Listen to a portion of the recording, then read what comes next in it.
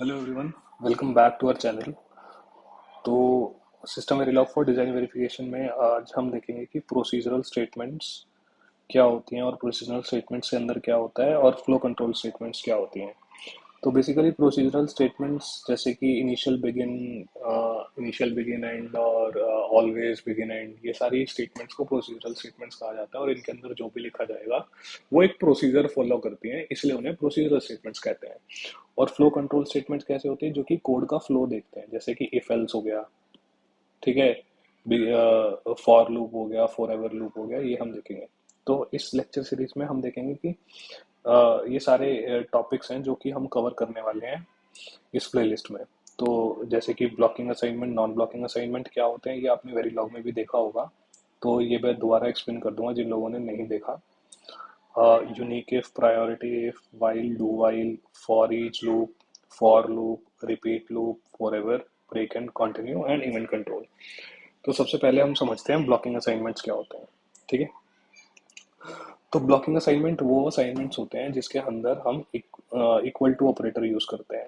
ठीक है, equal to operator use किया जाता है। तो जैसे कि a equal to 10, b equal to 15, तो ये ब्लॉकिंग असाइनमेंट्स होंगे। ठीक है, इनको ब्लॉकिंग असाइनमेंट इसलिए कहा जाता है कि सबसे पहले ए एग्जीक्यूट करेगा और तब तक वो बी को ब्लॉक कर देगा। तो जब तक ए एग्जीक्यूट नहीं होगा तब तक बी एग्जीक्यूट नहीं होगा। ठीक है, तो सबसे पहले ये होगा, उसके बाद ये होगा, तो इसलिए ब्लॉकिंग कहा गया। ठीक है, और ये एक सीरीज ऑर्डर में एग्जीक्यूट होते हैं। ठीक है, दोबारा बता देता हूँ। अब कोड देखते हैं हम, कोड कैसे वर्क करता है इसका, ब्लॉकिंग एंड नॉन ब्लॉकिंग का। ठीक है, तो हमने सबसे पहले इनिशियलाइज किया, इंट इंट टाइप डिक्लेयर किया ए और बी को। ठीक है, और इनिशियल बिगिन एंड के अंदर लिखा इसे। तो इनिशियल बिगिन एंड के अंदर हमने सबसे पहले लिखा A equal to 10, B equal to 15। तो सबसे पहले ये एग्जीक्यूट होगा, फिर ये एग्जीक्यूट होगा, फिर डिस्प्ले स्टेटमेंट चलेगी। ठीक है, अब डिस्प्ले स्टेटमेंट्स क्या प्रिंट करेगी, सबसे पहले ए को 10 प्रिंट कर देगी और बी को 15 प्रिंट कर देगी।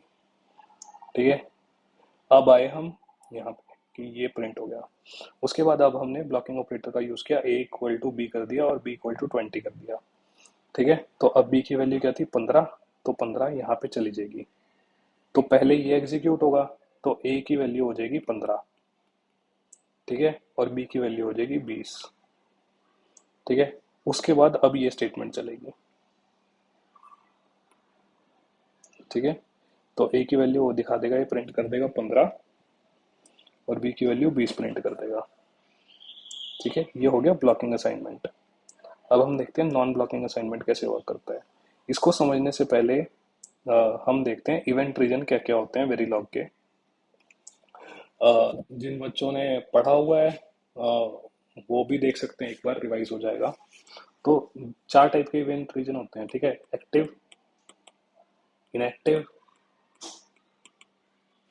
ठीक है, zero delay, postpone, postpone reason कह, जीरो डिले रीजन कहते हैं, या हैश जीरो रीजन, या पोस्टपोन रीजन। ठीक है, तो एक्टिव रीजन के अंदर क्या होता है, ब्लॉकिंग असाइनमेंट्स।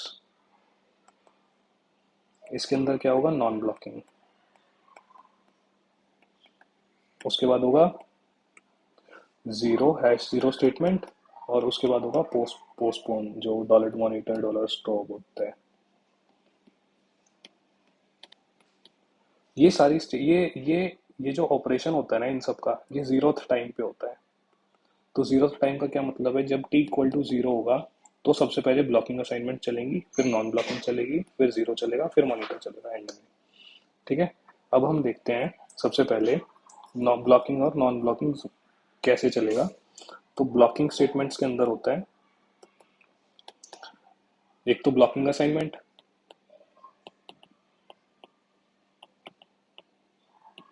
उसके साथ डॉलर डिस्प्ले, उसके साथ R H S of non blocking. ठीक है, और उसके बाद नॉन ब्लॉकिंग के अंदर क्या होगा, ये जो आर एच एस है ये एल एच एस के अंदर आ जाएगा। ठीक है, जैसे ए इक्वल टू बी है, तो पहले ब्लॉकिंग के अंदर ये असाइनमेंट हो जाएगी बी की, उसके बाद नॉन ब्लॉकिंग के अंदर ए इक्वल टू बी चल जाएगा पैरेलल में। ठीक है, अभी मैं आपको एग्जांपल के थ्रू समझाता हूँ। ठीक है, ये आपको समझ आ गया होगा। ठीक है, तो सबसे पहले क्या हुआ, पिछले कोड की तरह हमने देखा यहाँ पे A = 10 है, B = 15। अब डॉलर डिस्प्ले चल गया। ठीक है, अब वैल्यू प्रिंट हो गई, A = 10, B = 15। अब क्या हुआ, अब क्या होता है, अब आते हैं रीजन प्ले में। अब ये नॉन ब्लॉकिंग असाइनमेंट हो गया, तो इसमें क्या होगा, इसमें क्या होगा, आर एच एस लोड हो जाएगा, नॉन ब्लॉकिंग लोड। ठीक है, आरएचएस लोड हो जाएगा नॉन ब्लॉकिंग का, लोड हो गया, उसके बाद अभी ये चलेगा। ठीक है, अभी तक लोड हुआ है, अभी असाइनमेंट नहीं हुआ। ठीक है, तो A = 10, B = 15। आफ्टर असाइनमेंट, अभी असाइन तो नहीं हुई ना वैल्यू, बट ये प्रिंट करेगा A = 10, B = 15, क्योंकि अभी सिर्फ लोड हुआ है, वैल्यू असाइन नहीं हुई। अब क्या, अब जीरो सिमुलेशन टाइम पे जब ये सारी स्टेटमेंट चल गई, डॉलर डिस्प्ले ब्लॉकिंग की जो ब्लॉकिंग एक्टिव रीजन में जो असाइनमेंट्स थी वो चल गई, अब आएगा इनएक्टिव रीजन। इनएक्टिव रीजन में क्या होगा, ये जो सारी वैल्यू थी B और 20, ये पैरेलली A और B के अंदर चली जाएगी। ठीक है, तो पैरेलली चली जाएगी, तो इन सब स्टेटमेंट्स के बाद A की वैल्यू एंड में क्या दिखाएगा, ये A की वैल्यू 15 दिखाएगा, B की वैल्यू 20 दिखाएगा। फिर हम क्या करते हैं, हम एक फाइनल बिगिन एंड देखते हैं। फाइनल बिगिन एंड के अलावा हम देखते हैं कि एंड ऑफ सिमुलेशन में ए और बी की वैल्यू क्या है। तो बिफोर असाइनमेंट वैल्यू क्या दिखाई इसने, 10 और 15। ठीक है, आफ्टर असाइनमेंट, आफ्टर असाइनमेंट में इसने वैल्यू दिखाई 10 और 15, बिकॉज ये इवेंट रीजन्स की वजह से। ठीक है, अब सबसे एंड में चलेगा इनएक्टिव रीजन में ये, और उसके बाद दिखा देगा ये value of A = 15 end of simulation पे, और वैल्यू ऑफ B = 20। तो ये था नॉन ब्लॉकिंग, और हमने ब्लॉकिंग असाइनमेंट्स भी समझ लिया है। ठीक है।